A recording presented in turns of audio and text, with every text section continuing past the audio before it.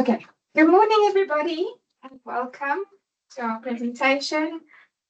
This morning, I'm presenting to you Dr. Wesley Vosloo. He is a specialist general surgeon with a strong commitment to delivering high-quality, patient-centered surgical care. He completed his undergraduate medical training at the University of the Witwatersrand, graduating cum laude in 2016. He subsequently pursued specialist training in general surgery through Sefako Makgatho Health Sciences University, where he obtained both a fellowship of the College of Surgeons of South Africa and a Masters of Medicine in Surgery, awarded cum laude in 2024. Dr. Vosloo is passionate about surgery and dedicated to achieving optimal outcomes for his patients through meticulous technique, evidence-based practice, and compassionate care. His practice focuses on minimally invasive or laparoscopic surgery, offering patients the benefits of smaller incisions, faster recovery times, and reduced postoperative discomfort. His areas of special interest include oncological surgery, minimal invasive hernia surgery, and the management of complex abdominal wall pathology, including abdominal wall reconstruction. He remains committed to ongoing professional development and to delivering modern, high-quality surgical care tailored to the individual needs of each patient. Thank you so much for taking time out of your busy schedule to come present to us. Thank you very much. And I just want to thank everyone for the opportunity. Okay, so today we're going to be speaking about gastroesophageal reflux disease, and naturally that also involves a discussion of hiatus hernias.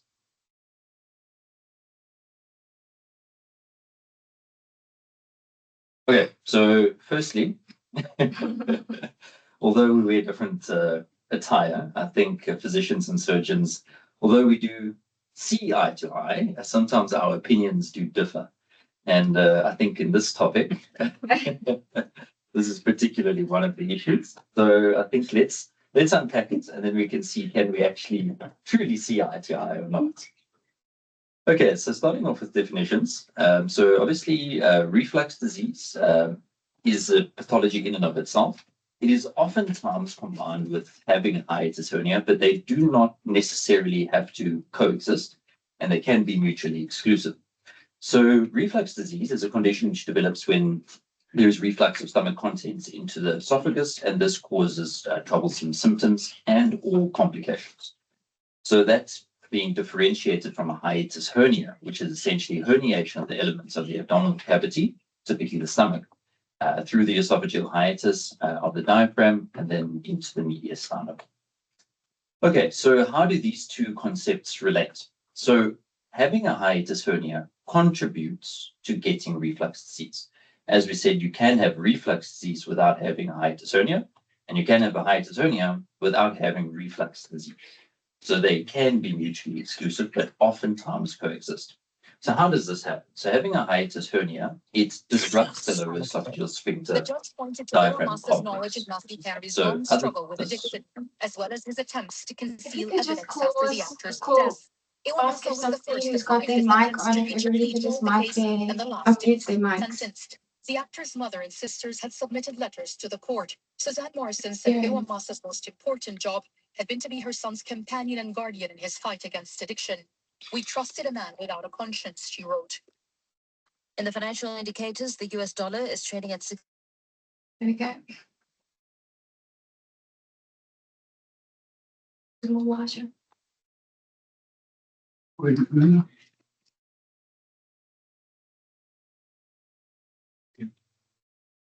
I wanted to know it. No. Forgot presentation. Yeah.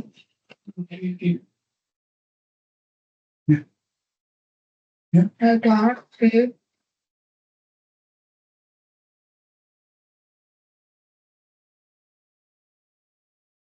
No. Where? No, some was speaking.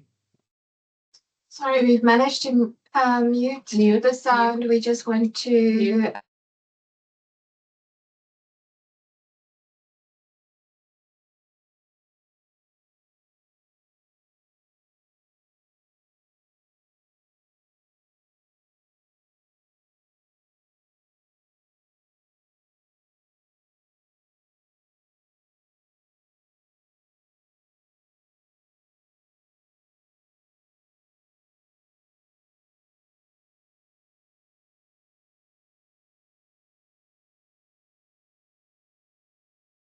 All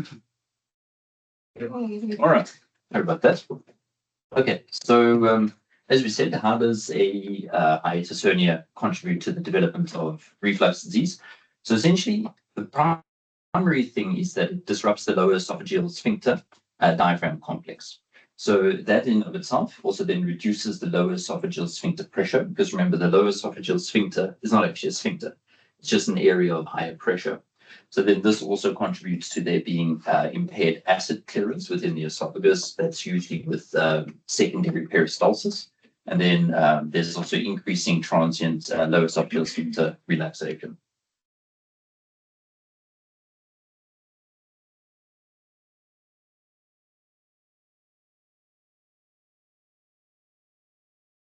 Can you see the bottom? No, it's gone.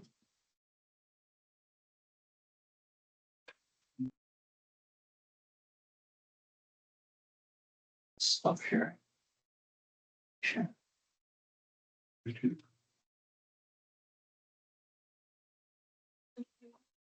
I'll go to the new slide.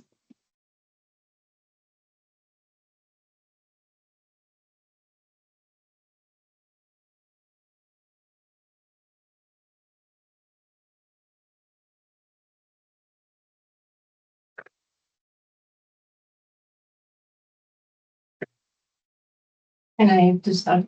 Something. That's the problem. You probably have. Wait. Yeah.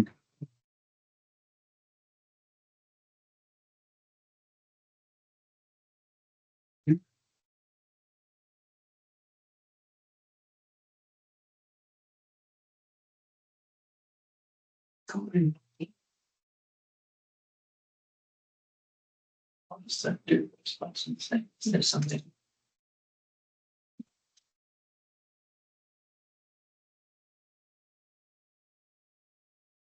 Okay, let's do it over then. Okay. Sorry guys, because of the, please switch off all your mics if possible. We're gonna restart the presentation. Because again, I think because of the bad recording, I think we're gonna restart it again. Yeah. Restart it again. And then just start from zero.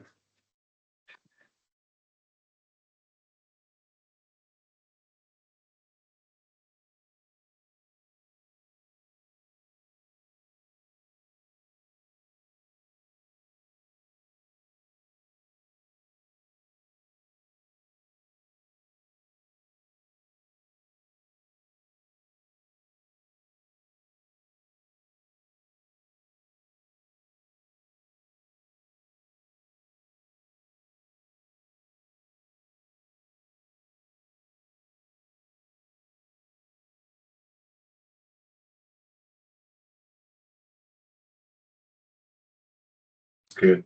Send. Leon, you have to restart again. Yeah. We love you. It's recording. Oh, because that's a long reason. I didn't realize that it's be read.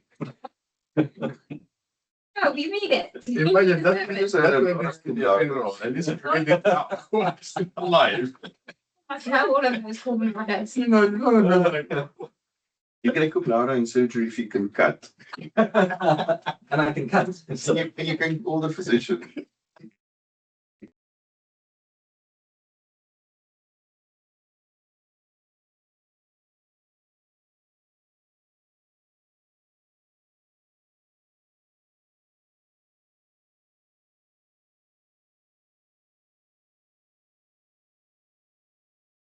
Okay, good morning, everybody. We are restarting our presentation, and today's speaker is Dr. Wesley Vosloo. He's a specialist general surgeon with a strong commitment to delivering high-quality, patient-centered surgical care. He completed his undergraduate medical training at the University of the Witwatersrand, graduating cum laude in 2016.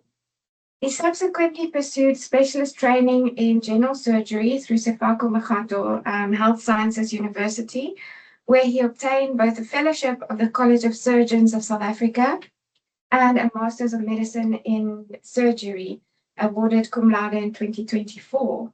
Dr. Vosloo is passionate about surgery and dedicated to achieving optimal outcomes for his patients through meticulous technique, evidence-based practice, and compassionate care. His practice focuses on minimally invasive laparoscopic surgery, offering patients the benefits of smaller incisions, faster recovery times, and reduced postoperative discomfort. His areas of special interest include oncological surgery, minimally invasive hernia surgery, and the management of complex abdominal wall pathology, including abdominal wall reconstruction. He remains committed to ongoing professional development and to delivering modern, high-quality surgical care tailored to the individual needs of each patient. I just also want to mention, currently he's practicing at MMed Midstream Hospital. Thank you for coming to present to us. Thank you very much for the introduction, and thanks to everyone for the opportunity to present. All right, so today the topic of discussion is gastroesophageal reflux disease and hiatus hernia. Okay, so just to start out, so as physicians and surgeons, we tend to generally wear different attire, and we sometimes see the world slightly through different lenses. However, I do think on this topic it is possible for us to reach a point where we may see eye to eye, but I think that requires compromise on perhaps both sides, and for us to both understand the disease adequately. Okay, so just to start off with some definitions, just to differentiate the two. So that's being reflux disease versus hiatus hernia. So gastroesophageal reflux disease, which is actually defined by the Montreal Consensus, it is essentially a condition which develops when there's reflux of stomach contents. So that can be acid, bile, or higher pH contents into the esophagus, which then subsequently causes troublesome symptoms and or complications, which we'll come to in a little bit. So whereas hiatus hernia, so this is now actually herniation of the stomach or other abdominal contents through the hiatus, the diaphragmatic hiatus, and that into the mediastinum. So as we'll mention a couple of times, that these two pathologies can be mutually exclusive. They do not necessarily have to coexist, as one can have reflux disease without a hiatus hernia and vice versa. Okay, so how do they relate then? How does a hiatus hernia contribute to gastroesophageal reflux disease? So essentially, it's primarily by disrupting the lower esophageal sphincter diaphragm complex, and then this results in lowering of the lower esophageal sphincter pressure. Just to bear in mind from medical school, and we learned about this in terms of anatomy, is the lower esophageal sphincter is not a sphincter. It is just an area of high pressure. So once you disrupt its position in that abdominal cavity, you reduce its effectiveness. So this then also results in impaired acid clearance from the lower esophagus, and that's usually from primary and secondary peristalsis, which is now disrupted as well. And then you've got a lower esophageal sphincter relaxation, which predisposes them to reflux disease. Okay, look at some epidemiology first of reflux disease and then of hiatus hernia in particular. So in terms of the global pooled prevalence of reflux, so it's around about 14% of the population. So this is obviously studies that usually come from the West. So obviously it needs to be taken with a little bit of pinch of salt in our context. So North America, obviously much higher, almost 20% of the population. Most likely this is related to obesity and the aging population. Slightly lower in Europe, 14.1%, and in the East, it's a lot lower, 4.2%. And once again, the hypothesis is that it's lifestyle related. So prevalence goes up with obesity, with aging population, dietary changes, and patients who have generally got a sedentary lifestyle. So now risk factors, what I just wanted to highlight with this is naturally obesity, but I've highlighted hiatus hernia is only a risk factor for the development of GORD. So it doesn't cause reflux disease. And then naturally smoking, which is associated with lower esophageal sphincter pressures, and then eating large meals each time one eats, and then having early recumbency post intake. Now, in terms of the epidemiology of hiatus hernia, so what I wanted to point out here is so you can look at the endoscopic prevalence versus on imaging. So it's actually quite high. So you see it's almost 30% of the global population can be diagnosed with a hiatus hernia at some point in life. And that is significantly lower than patients who have actually got symptomatic reflux. So there are some associations with the development of hiatus hernia, so that the increasing age, are typically more prone, patients who have heavy physical labor, and then patients who have got reflux symptoms. Okay, so in terms of the pathology, what is a hiatus? Essentially, it is widening of the diaphragmatic hiatus.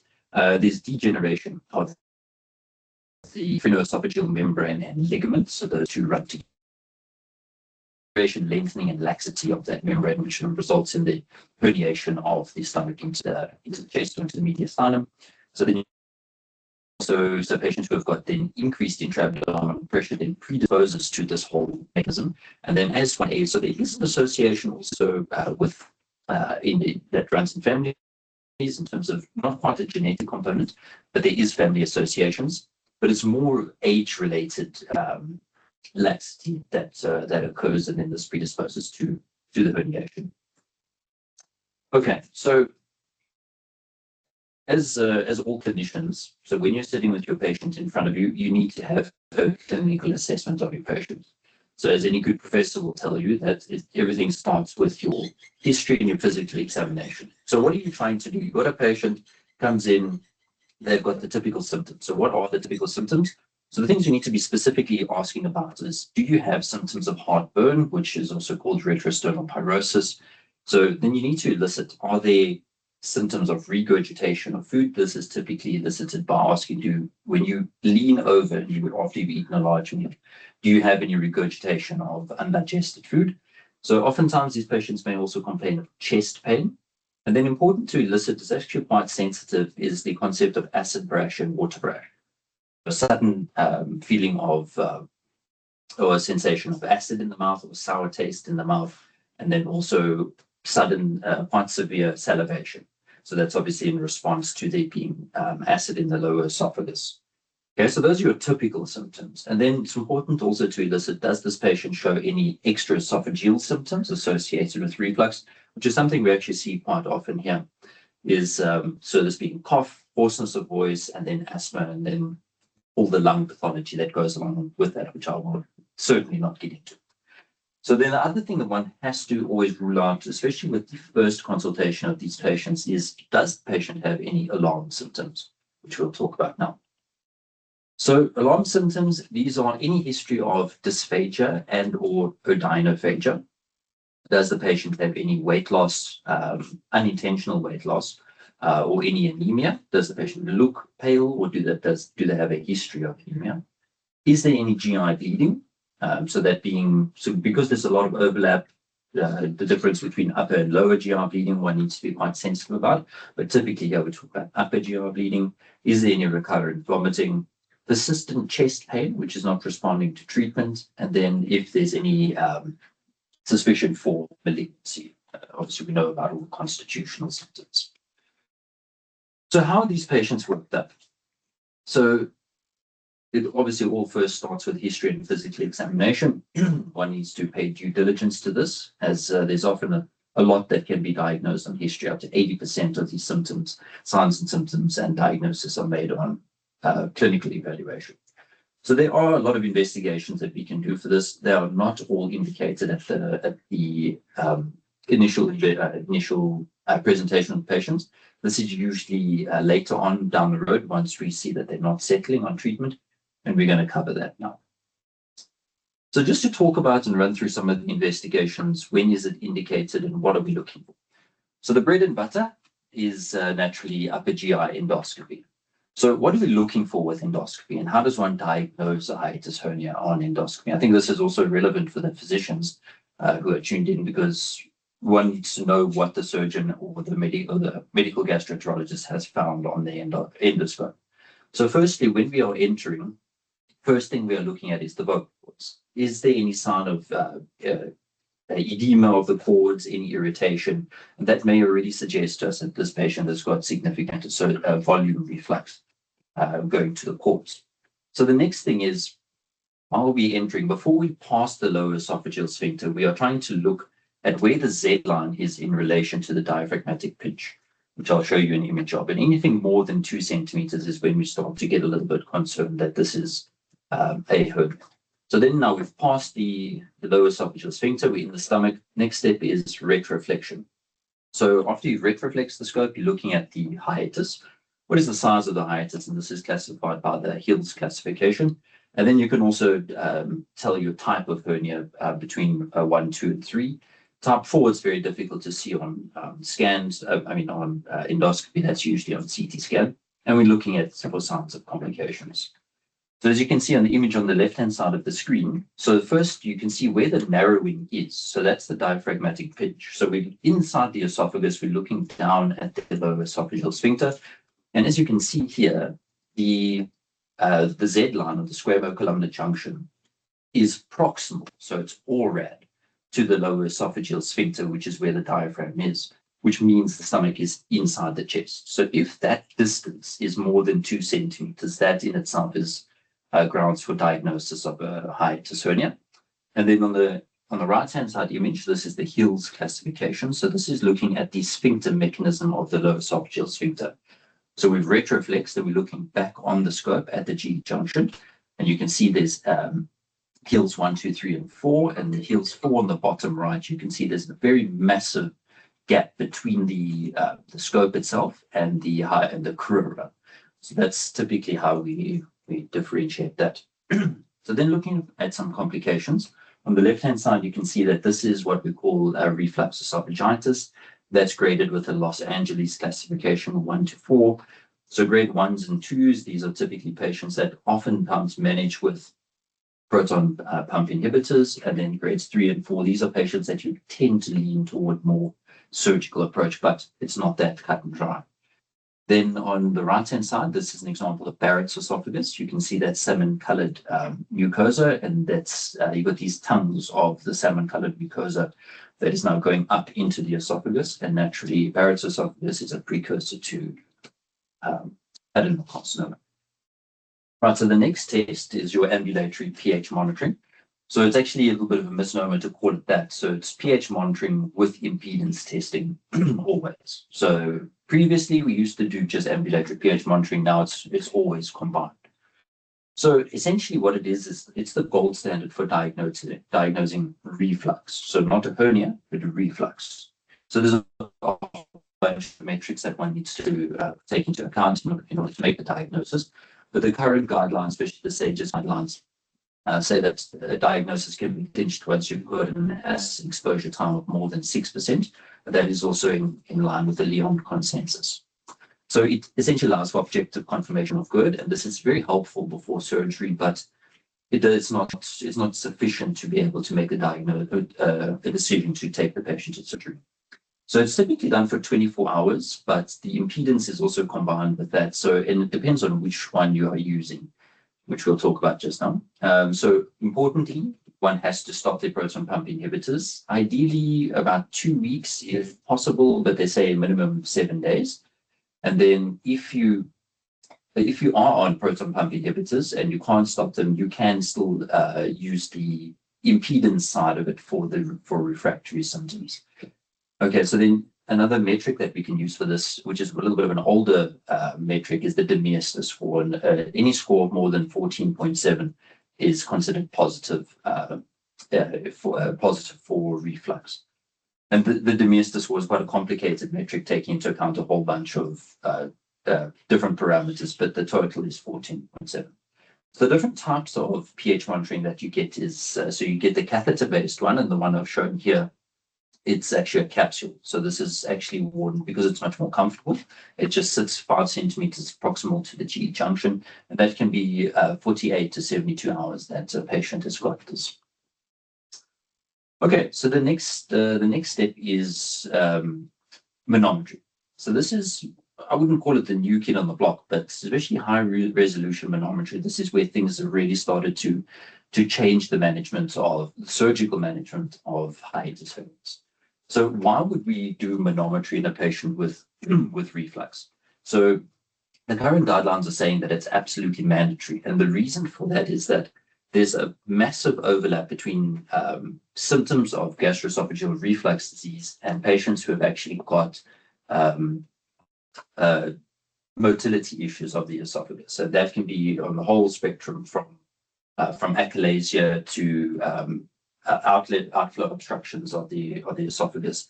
There's a whole lot of overlap on this, and most of these patients, for example, achalasia patients, are actually treated for many years, up to 3 to 5 years prior to them actually being diagnosed with achalasia. They've been treated for reflux disease.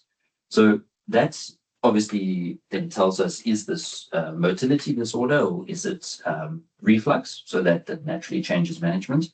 And also on top of that, it guides the type of fundoplication that we can offer these patients.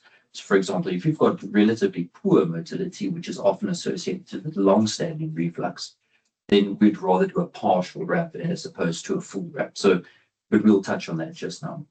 And as you can see the images at the bottom, just for interest's sake, the bottom left, that is a manometry, high resolution manometry image from a normal esophagus. And remember that it is a study that's done with time. So as you can see, the pressure versus time, it goes down nicely. There's a small gap, which is normal. And on the right-hand side, these are 3 different types of achalasia. You can see it looks completely different. So yeah, but I think that's just for interest. Okay, so this is a study that was, or paper that was published by you. And this was in, I think, 2017. So what they found in the study was that actually 46% of patients who had diagnosed achalasia eventually were treated initially as good. And the average was 2 years. These patients were actually mislabeled as having reflux disease. So how would you know? Well, firstly, it's difficult. It's difficult to be able to differentiate these two symptoms, especially in the early phases. As things get progress in terms of the achalasia, this tends to become slightly more clear. But things that are red flags for saying that you may be dealing with achalasia as opposed to reflux would be dysphagia in general, but especially dysphagia to both solids and liquids. That points to a motility issue. So if there's regurgitation of undigested food, which is intractable, if there's nocturnal aspiration, this is a little bit debatable because even if you do have large hernias with a lot of volume reflux, you do get a lot of nocturnal aspiration, but it tends towards achalasia because obviously you've got a lot of food and liquid sitting in the esophagus itself. So patients who come with weight loss, obviously that is a very high risk symptom and goes much more with achalasia than reflux, poor response to PPIs, and then also long-standing history, as we've already mentioned. And then when one does the endoscopy, if there's ever a comment by the surgeon or the gastroenterologist that there was food inside the inside of the esophagus, that is always abnormal. Even large pooling of saliva is always abnormal. So that always points towards a motility disorder as opposed to reflux. So barium swallow, I'm not going to say too much about. It is indicated as part of the workup, but not routinely. It doesn't really change our management that much. It does help to clarify sometimes where there's a little bit of a gray area, but it's useful more in patients where you're suspecting a paraesophageal hernia. And then it also does show quite nicely if there's been a foreshortening of the esophagus, which also changes the surgical management, as these patients may end with a collis gastroplasty. Okay, so management, we're sitting with a patient in front of us, they come in, they don't have any danger symptoms, they've got all the typical symptoms of reflux disease. What do you do with these patients? Well, the current guidelines, which is predominantly the SAGES guidelines, the American Society of Endoscopy and the like. So these are typically tending toward having a more objective diagnosis rather than treating these patients empirically. However, we work in South Africa. We do know that there are limitations to funding, and we can't offer all these patients impedance testing and manometry. So first and foremost is need to individualize the treatment for our patients. And we need to have a patient appropriate selection of patient who's undergoing empiric proton pump inhibitors, who's undergoing endoscopic interventions, and who's undergoing surgery. So the Society of Gastrointestinal Endoscopy and SAGES, so both of them recommend actually initially, if these patients you feel you've clinched a clinical diagnosis of, you give them a trial of 8 weeks of a proton pump inhibitor. Which one? We'll talk about that in a little bit. And then you assess the response. And then you take it from there to see, does this patient, are we winning in terms of symptoms? Does the patient want surgery or not? These patients may qualify for lifelong proton pump inhibitor, provided you've discussed well with them. So that's obviously combined always with lifestyle changes. So a study by Buckley in 2019 actually found that it's really only approximately 10% of all of these patients that walk into all of our respective offices with reflux disease that actually ends with the laparoscopic anti-reflux surgery. So that's a very small percentage. So essentially what we're saying is 90% of these patients should be managed by the general practitioners and the physicians. Only 10% should be ending up with a surgeon. So what lifestyle management is effective? So first and foremost is weight loss. That's been shown to be the most efficacious. And then importantly, with all of these patients, when you are giving them their proton pump inhibitors, you need to tell them that they need to avoid meals. Well, firstly, avoid large meals. So it's small, frequent meals. And then it's at least 2 to 3 hours before bedtime so that they are not lying down with a full stomach. Head of bed elevation does make a difference. Smoking cessation to improve the low sugar. And then things that have actually got very low quality evidence would be restriction of alcohol, caffeine reduction, and spicy and fatty food reduction. So talking about proton pump inhibitors, I'm sure we've all got our favorite that we like to reach for. But what does the evidence say? Well, it's not that clear. But there are some recent studies coming out from 2024 and 2025 that actually suggest that esomeprazole is slightly more efficacious than others, but the evidence is a little bit scant.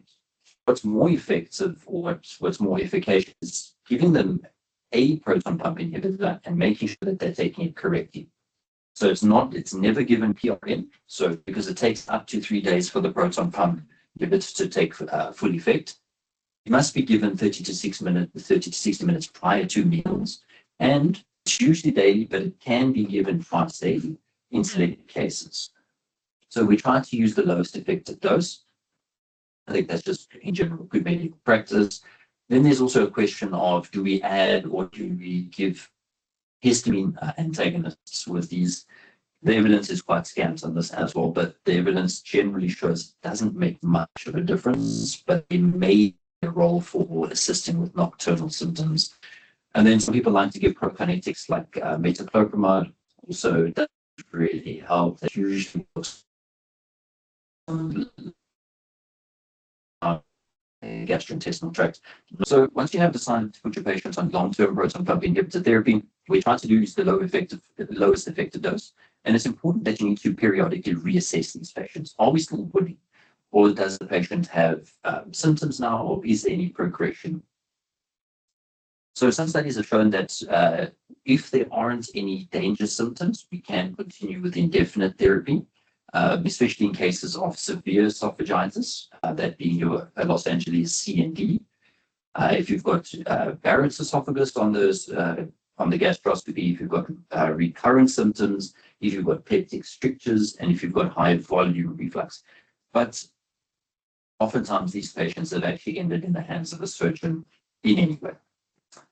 For us, just to touch on some side effects of proton pump inhibitors, as this is becoming quite a topical thing these days, is there's some evidence to show that there's increased enteric infections.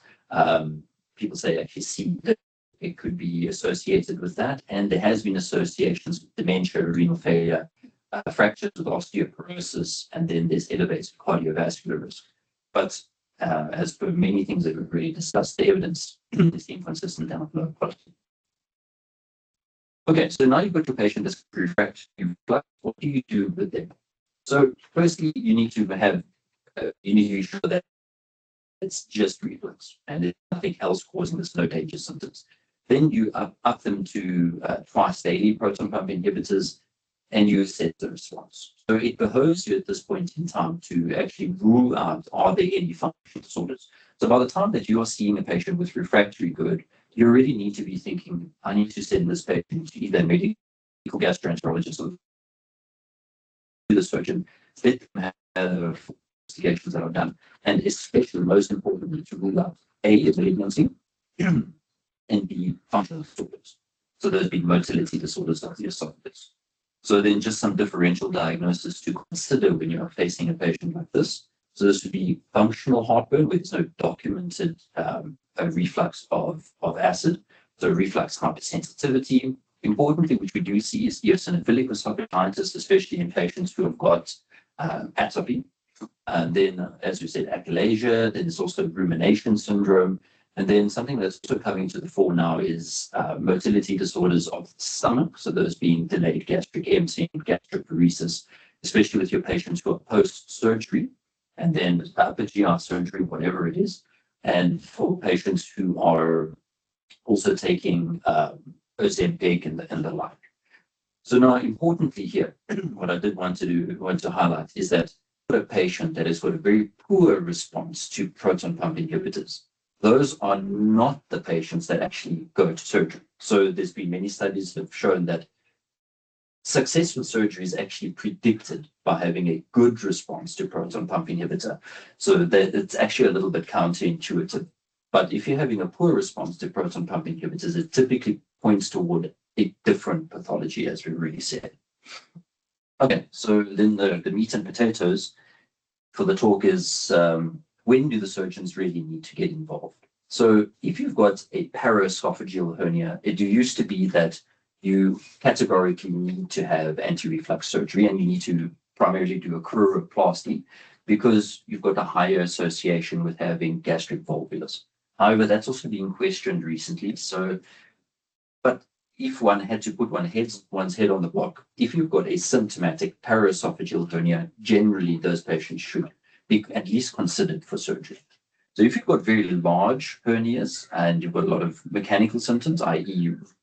regurgitation, so those typically respond quite poorly to proton pump inhibitors. If you've got refractory proven reflux, and like we said, regurgitation, aspiration with all of the pulmonary symptoms, severe esophagitis, so that being your Los Angeles C and D. If you've got Barrett's and or a stricture, such as Schatzki's rings, with ongoing reflux, if the patient has got anemia or Cameron's ulcers, and then if the patient presents with a volvulus, which we do see from time to time, that patient needs definitely to go to surgery.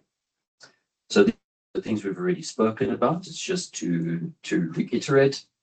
Okay, I'm not going to go too much into the surgical options, but what we do have, we've got a couple of things. So remember, when we are doing the surgery, it's two things that we are doing at the same. It's two different operations. So one is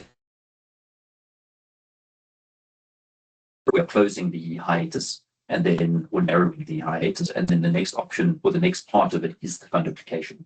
So you've got different options of fundoplication. The 360-degree wrap is the Nissen fundoplication. This is essentially considered the gold standard. Then you've got your posterior 270-degree wrap, which is called a toupee. So the benefit for this is that there's slightly less dysphagia, and most of the studies that have come out now actually show that it's as efficacious as the Nissen in terms of preventing reflux, but just has slightly less postoperative dysphagia. And then you've got your anterior 180-degree wrap, which is the fundoplication, which is essentially of the toupee. Okay, I'm not going to talk about too much, but it was a trend. It's now no longer a trend, but it is a little bit of a debatable topic in terms of some people do place mesh.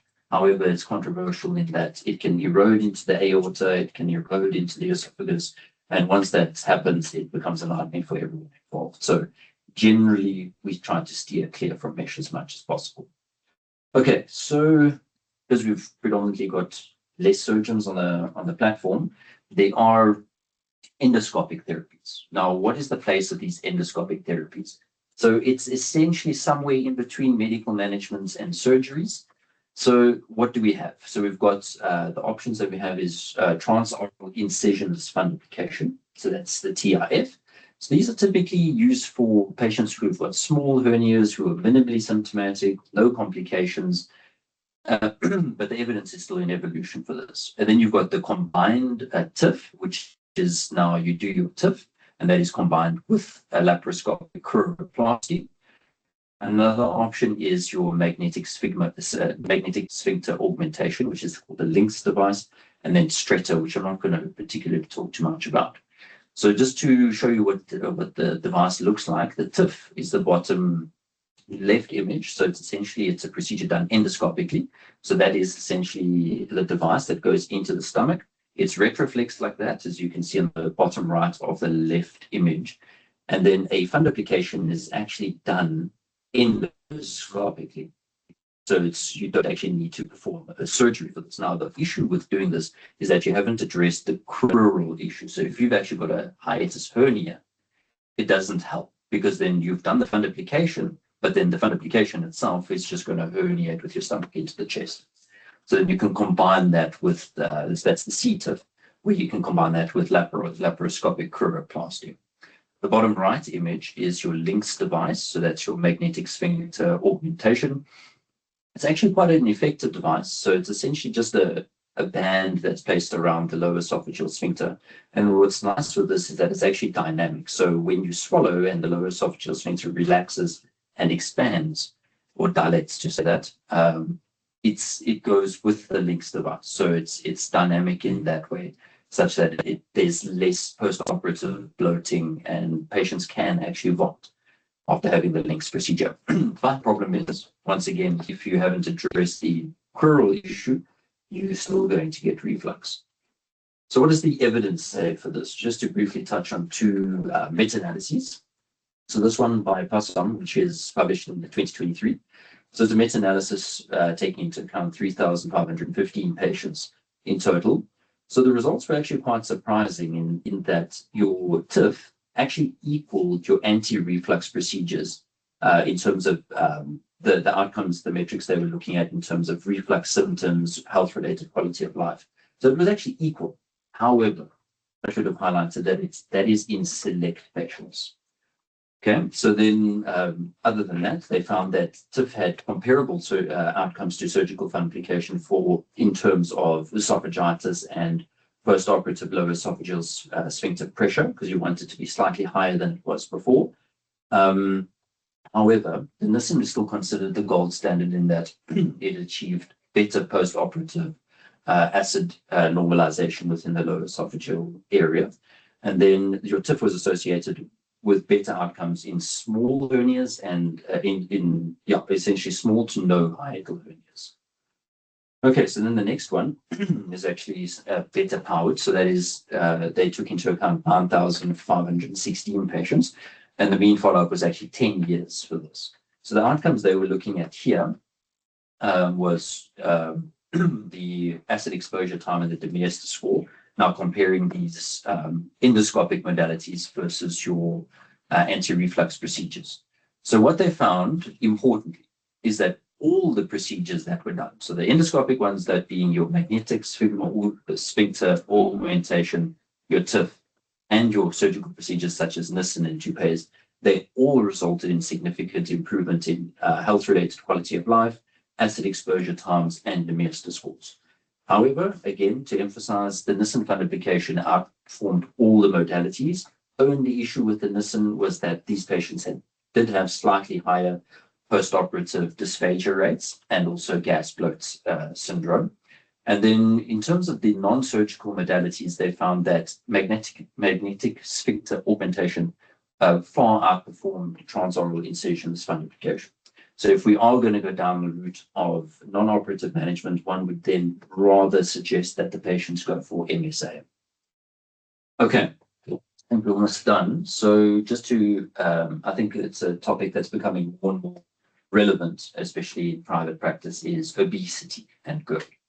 So not to get too much into the weeds with this, but to go ahead and perform anti-reflux surgery or even to attempt your non-operative modalities in patients with obesity and reflux it's essentially you're not going to get anywhere with these patients. They're going to come with complications. They're going to have recurrent symptoms, and you're going to operate in these patients many times doing the same thing over and over, which is the definition of insanity. So what do you do in these patients? So the guidelines are now way moving toward doing a Roux-en-Y gastric bypass for any patient who's got a BMI of more than 35 and in whom an anti-reflux procedure is indicated. So you do your Roux-en-Y gastric bypass, and this is then oftentimes combined with chorioplasty for patients who have got significantly sized hiatus hernias.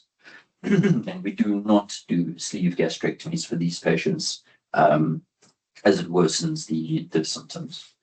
So just to finish up, by way of an algorithm, so you've got a patient that walks into your office, they've got typical GORD symptoms.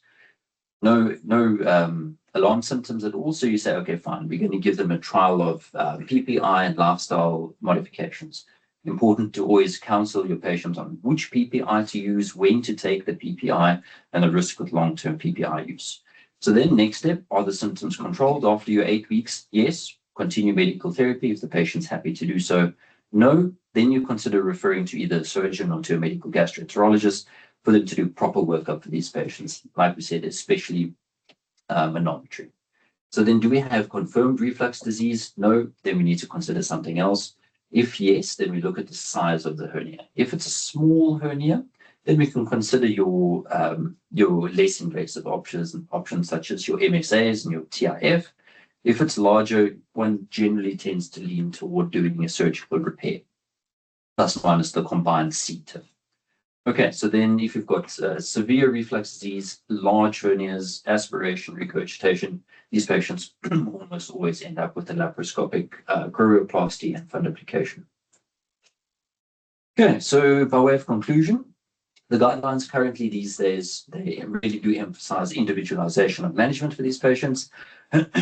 We want to make an objective confirmation of our diagnosis because this changes the management. You don't want to be waiting or wasting 6 months of treatment with PPI in a patient who's obviously got a very large hernia with volume reflux and is not going to respond.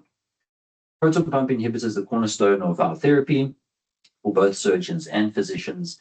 And then essentially laparoscopic fundoplication, specifically Nissen, is still the gold standard despite all the new modalities coming out. And then endoscopic modalities are coming to the fore and they are effective, but for very highly selected patients. And then just to emphasize lastly is patients who respond poorly to proton pump inhibitors should not necessarily be going for surgery. You need to be looking for a different pathology. And that's that from my side. That's my references. Thank you so much. I think this has been an amazing presentation. You clearly spoke with confidence, knowing what actually exactly, as a surgeon, it's well done. Yeah, so I think just a matter of comments. I think as a pulmonologist, we tend to see quite a lot of hiatus hernia, which is really because most of these patients will present to us with chronic cough because of the microaspiration to the lungs, and then given this recurrent cough and lung function tend to be very normal.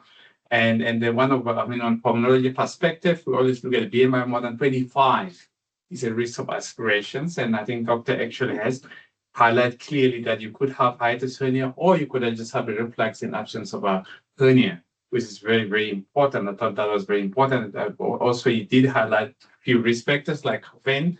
Here I'm drinking one. And then the second thing, of course, is alcohol. That also having a greater influence on that. But I think probably BMI is quite much more important. But what I've seen in South Africa, currently, I think if you look at our data, which is probably not yet published, probably there's more females predominance compared to male.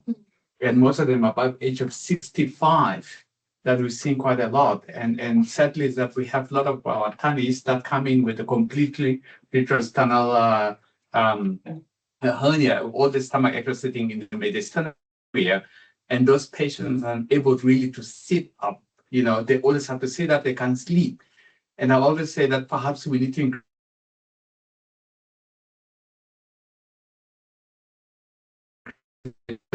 become a very high risk of surgery with high mortality if they have to go to surgery. I mean, the surgery does not come without risk. It got a lot of risk. That's why it's better to screen this patient earlier as a general practitioner. I mean, we need to be looking at that. Yeah. So just a question on my side was the saying that how do you, I mean, we see a lot of pregnant women that come with a lot of these symptoms. Do you think we should be operating on them? How do you actually, what's the pathophysiology? Because we see that a lot in pregnancy. So I think it's an excellent question, and unfortunately, I don't have data to back up my statements. But obviously, because it is the primary risk factor, we can say, for reflux is increasing abdominal pressure, and that is it's the pathology with pregnant patients. Naturally, especially with laparoscopic surgery with the CO2 insufflation, we try to avoid, especially early in the first trimester. There's been, especially with appendicitis patients, there's been a lot of studies to show that if you're going to operate on these people, you've got a much higher incidence of spontaneous pregnancy loss. So we try to avoid it as much as possible. Obviously, the pressure in the abdomen will only go higher later on in gestation, which makes it slightly safer for the fetus. But I think because it's a reversible cause, if you could say that, Yes. I think we need to keep the scalpel far away from them, and we manage them symptomatically with PPIs. Can I ask something? My question is about PPIs.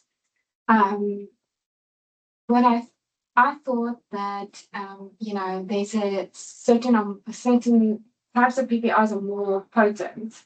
So pantoprazole is supposed to be more potent than omeprazole. So does it make sense that now most of our data is around S-omeprazole? So if someone's taking omeprazole, is it then makes sense to kind of optimize their PPI therapy to something more? But does it make sense then if someone's on pantoprazole to take them to S-omeprazole? Because isn't pantoprazole supposed to be more potent than esomeprazole? I think so from what I looked into that for this talk, is it seems the clarity on that is about as clear as mud. Okay. In terms of what is the appropriate thing to do, even taking into account IV versus oral. Okay. The data is not clear that IV is better. Okay. And then also on top of that, infusion versus bolus. Boluses. There isn't really much benefit to that. So in terms of when I was looking at the data for the different types of proton pump inhibitors, and obviously esomeprazole came out on top, it was not very clear as to is that really the case. So I think it's more along the lines of optimizing how they take the proton pump inhibitor as opposed to what proton pump. Which one? Yeah. Just a matter of comment. I think, Leanna, yes, it really is a very important question. And I think, yes, you also related to on your discussion that probably the study isn't clear. But I think one of the things for that and guide you about which proton pump inhibitor to use would be about because again, that's alluded earlier that these patients actually are most of them having polypharmacy treatment. Absolutely. And we have to look at about the mechanism of action of most of the proton pump inhibitors. Now, if you talk about pantoprazole, does not induce P450 in the liver. So it means you have less of side effect. Kind of interactions, as compared to what you call like Trustan and all of that. That also got a completely different kind of side effect profile.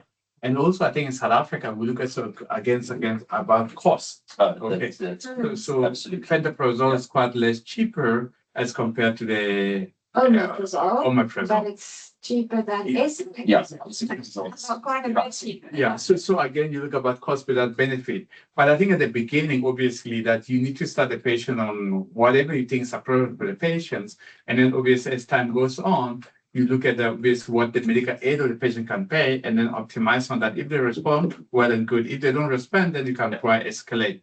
But I think on pulmonology aspect, we're also more concerned about the incidence of multi-drug resistant infection, because I think the gastric acid obviously acts as a neutralizer of most of our aspirations into gastric content and try to obviously neutralize those bacteria. But obviously, once you're using PPIs, most of the time some of the bacteria grows and become multi-resistant, then especially on lung, then increase risk of pneumonias also. And that's why we always saying that the most important that about the duration of your PPIs is very important, and perhaps cutting down the dosage is also very important. And perhaps that's why we take them in the morning and the evening. Perhaps people must eat 4 hours before they go to sleep to make sure that they don't have these micro aspirations. Yeah. No? Do you have any questions? There isn't a strong association though between, I think you did allude to it, between PPIs and dementia. Yes. So I've had gynae telling a patient with achalasia at 75 that you're going to get dementia if you continue taking your PPI. That's not the case. And if you want to, Evidence is not strong. Yeah. exactly. And if you look at the evidence for reflux disease and the development of Barrett's esophagus and Yes. and The weight risk of loss, that. that's very high. Yes. So I think if we have to counsel our patients, Osteoporosis, yes, it does maybe have some kind of link, but again, it's a risk benefit kind of. There's so many Absolutely. other factors to take into consideration that you can't just tell a patient, well, if you continue this PPI, you're going to get osteoporosis. absolutely. And then never mind the risks of taking the patient for laparoscopic fundoplication. Yes. So that's an alternative to taking your PPI So out. taking your PPI for some patients, that's it. Yeah. And it's not a benign operation. Good morning, everyone online. I think the floor is open. Any questions? So our esteemed colleague here, our surgeon now, at least we can see eye to eye. Do you have any questions? Yes, any questions?